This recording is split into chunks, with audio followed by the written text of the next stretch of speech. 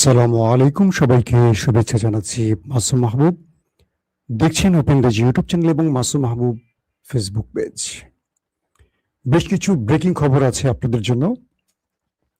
Latest একদম তরতাজা কয়েকটা খবর দেব। তার প্রধান খবরটি হলো আমেরিকার এয়ারক্রাফট ক্যারিয়ারের উপর ইরান যে হামলা করেছিল, যেটি আমেরিকা দাবি করেছিল ইন্টারসেপ্ট করতে পেরেছে তারা, অবশেষে সেই মার্কিন এয়ারক্রাফট ক্যারিয়ার থেকে গোপনে মার্কিন সেনারা ভিডিও রিলিজ করেছে এবং সেটাকে দেখা গেছে একদম পুড়ে ছাই হয়ে গেছে।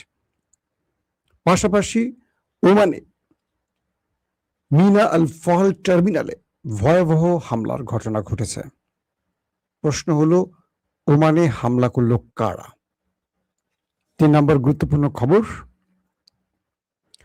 আমেরিকার শক্তিশালী সামরিক স্থানগুলো এখন ইরান টার্গেট করছে। ইরানের মূল পরিকল্পনা কি আসলে? আর থাকবে তুরস্কের পররাষ্ট্রমন্ত্রী হাকান ফিদানের বাংলাদেশ সফর নিয়ে কিছু আলোচনা। দর্শক, ইরানের পররাষ্ট্রমন্ত্রী লিবাননের আল মায়াদিন গণমাধ্যমে একটি ইন্টারভিউ দিয়েছেন। সেখানে তিনি খুব খোলামেলা কিছু বক্তব্য দিয়েছেন।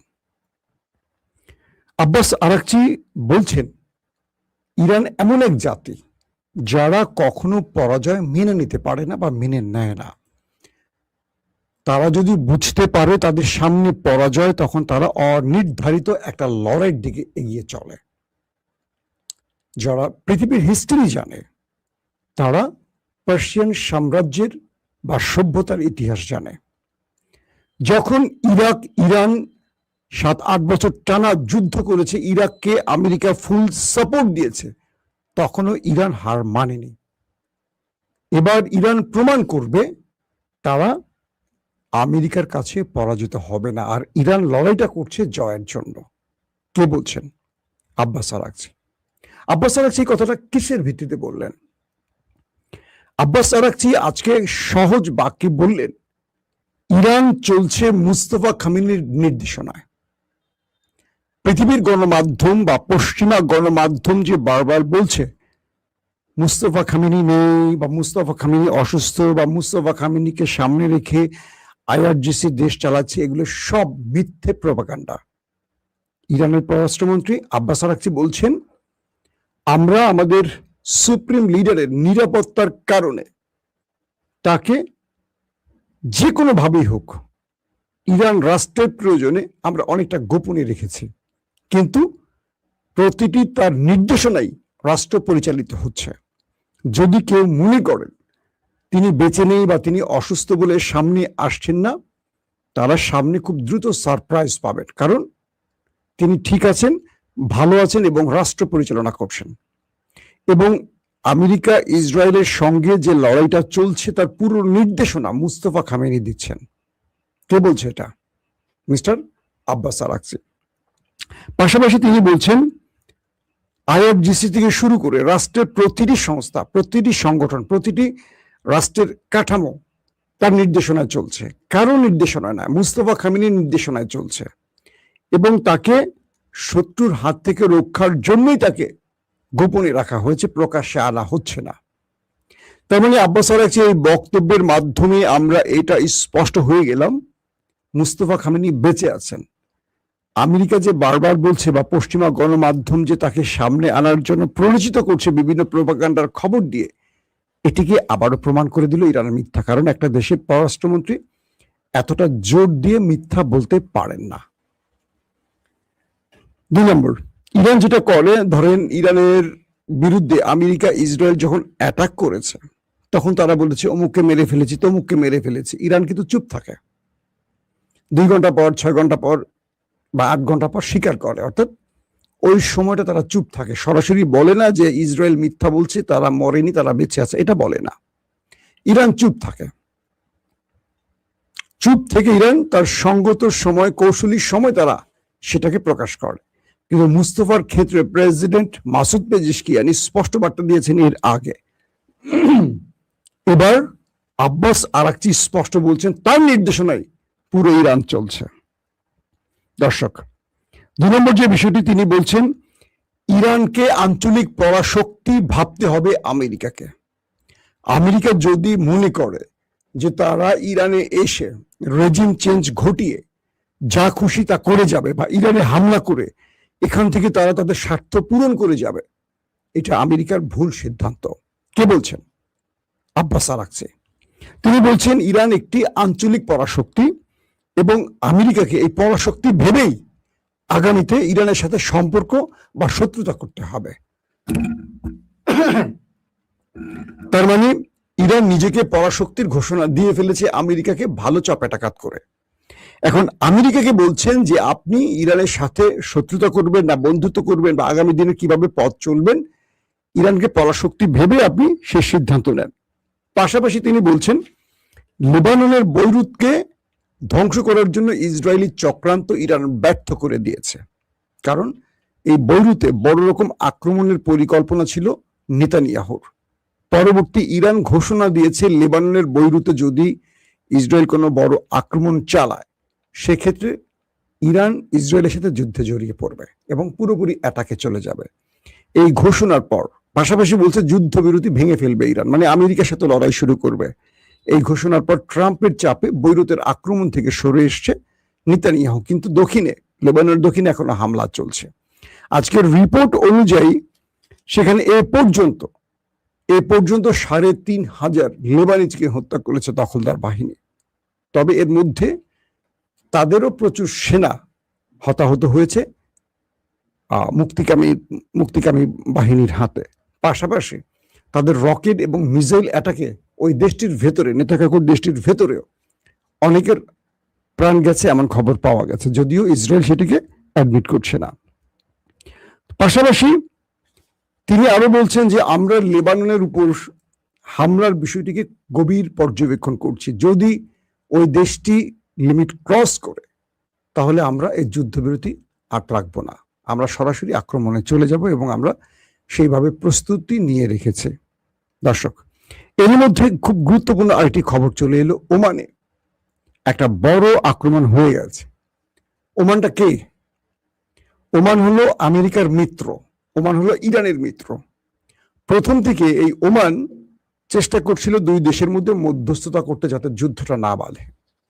শেষ পর্যন্ত ওমানের সাথে আমেরিকার শত্রুতা তৈরি হয়ে গেল এবং ডোনাল্ড ট্রাম্প বলেছিল ওমানকে বোমা মেরে উড়িয়ে দেবেন, কারণ ওমান ইরানকে সাপোর্ট করছে এবং হরমুজ প্রণালীতে যে টোল আদায়ের বিষয়টি, এক পাশে ইরান এক পাশে ওমান, একটা সাগরের যে মানে কি বলবো গলি বা যেই পথ, সরু পথ, এক পাশে হরমুজ এক পাশে ওমান, দু রাষ্ট্র মিলে এটিকে দেখভাল করবে এবং এখান থেকে টোল আদায় করবে এবং রাষ্ট্রের কোষাগারে সেই অর্থ যোগ করবে। তার মানে ইরান নয়, এখানে ওমানের স্বার্থ বা লাভ আছে। তো এই জন্য আব্বাস আরাকচি ওমান সফর করে বিষয়টিকে চূড়ান্ত করার পর ওমান ইরানের পক্ষে দাঁড়িয়ে আছে, একমাত্র গালফ রাষ্ট্র যারা এখন পর্যন্ত ইরানের আক্রমণের মধ্যে পড়েনি।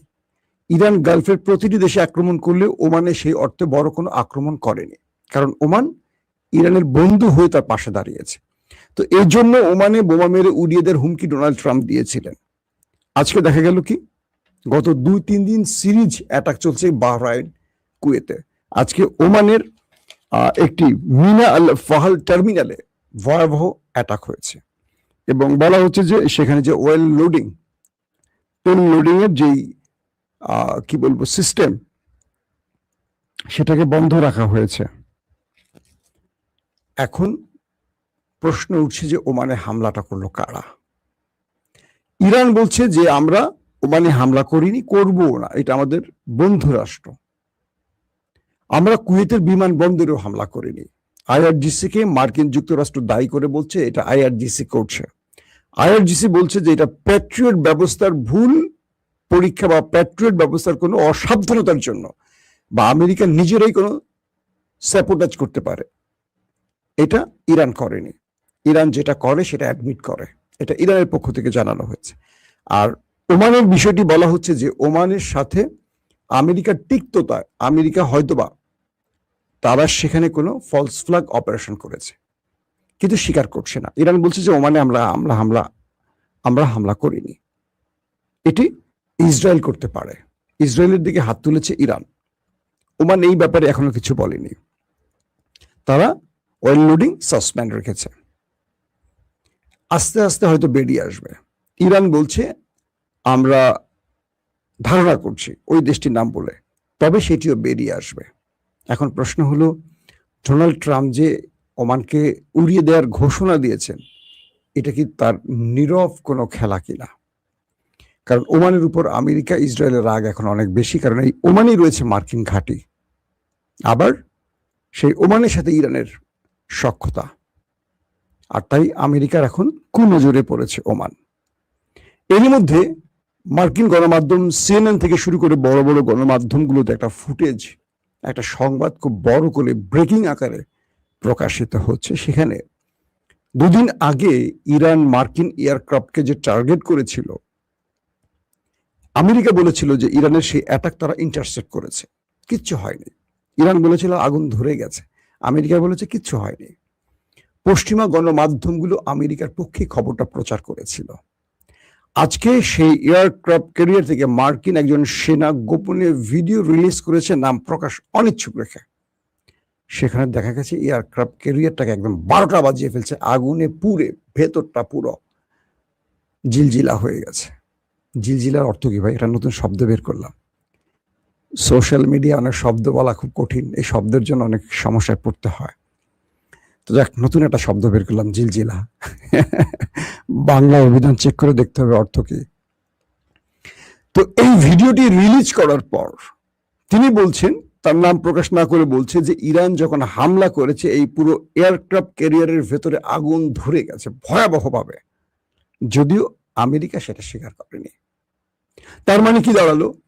ইরান যে অ্যাটাকগুলো করছে সাম্প্রতিক সময় একদম মার্কিন যুক্তরাষ্ট্রের কলিজার ভেতরে করছে, কিন্তু আমেরিকা স্বীকার না করলেও সেটা সত্য।